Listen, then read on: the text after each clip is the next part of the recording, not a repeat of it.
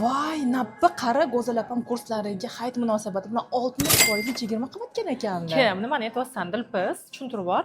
Voy, nappa, men buni ko'rib o'tgan safar so'ruvding-ku, nima bu deb o'shanda tushuntirib beruvdim. Go'zal opam trenajyorlik kurslariga ulandim, deb operatsiya qilishim kerak desingda bo'lsa, o'sha operatsiya qilishdan qutuldim. Bemalol maza qilib aksirib yo'talib yuribman hozirgi kunda.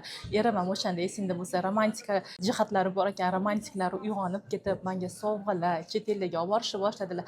Mana hozir minib kelgan mashinamni ham o'shanda sovg'a qiluvdilar, esingdami? Voy, ha, o'shami?